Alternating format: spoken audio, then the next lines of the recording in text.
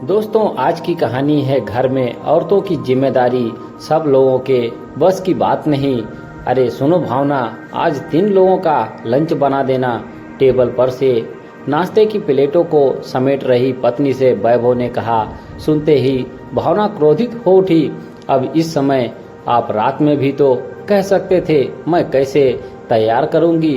बस ये काम कहा नहीं कि तुम्हें दिन में तारे दिखाई देने लगते हैं। ये एक काम है, सब्जी लाना, पनीर दही की व्यवस्था करना, क्रॉकरी को। भावना बोलती रही। तब तक वो वैभव अपना लैपटॉप कंधे पर डालकर जा चुका था।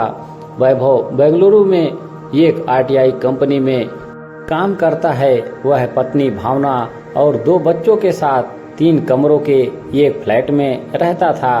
भावना भी एक स्कूल में पढ़ाती थी, लेकिन बेटी आराध्या के जन्म के बाद वह जॉब छोड़कर पूरी तरह से अपने घर परिवार को संभालने में लग गई।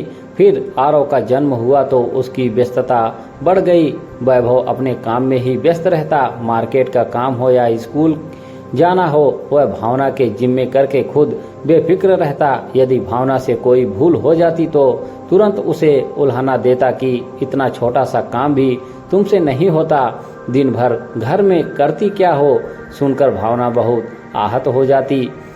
भावना के साथ सुलभा जी जब आती तो बेटे को समझाती कि भावना को घर बाहर बच्चे सभी को देखने होते हैं। तू अपना काम उसे पहले बता दिया कर तो उसे उसके लिए मैनेज करना आसान होगा। लेकिन वैभव माँ की बात को अनसुना कर देता। आज भी भावना को 3 घंटे के अंदर 3 व्यक्तियों के लिए लंच बनाने का आदेश दिया गया था। शाम को चाय पीते समय वैभव बोला, भावना लंच फर्स्ट क्लास का था, जरा श्रीखंड भी दे देती तो। भावना ने उसे घूर कर देखा। एक दिन पंखा साफ करते हुए भावना स्टूल पर से गिर गई। डॉक्टर ने चेकअप करके बताया कि उसके पैर में मोच आ गई है, उसे पूरा आराम करना है।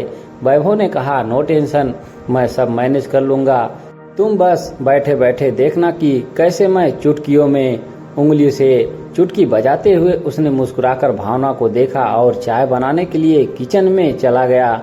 अगले दिन वैभव नाश्ता बनाने लगा तो आरव बोला, पापा मेरी पेंसिल शार्प कर दीजिए। तभी आराध्या बोली, पापा मेरी कंघी कर दो ना। वैभव बच्चों को देखने लगा। तब तक टोस्टर में से रखा ब्रेड जल गया। जैसे तैसे ऑफिस पहुंचा तो इनकम्प्लीट वर्क के लिए उसे बॉस की डांट सुननी पड़ती।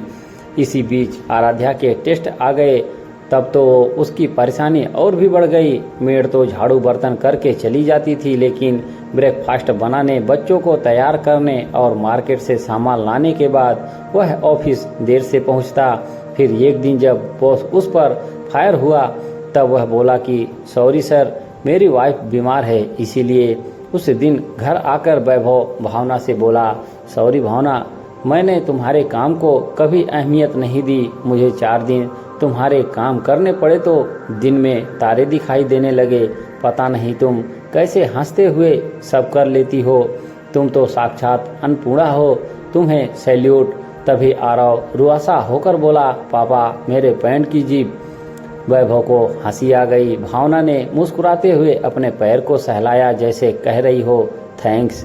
दोस्तों, कहानी कैसी लगी कमेंट बॉक्स में जरूर बताएं।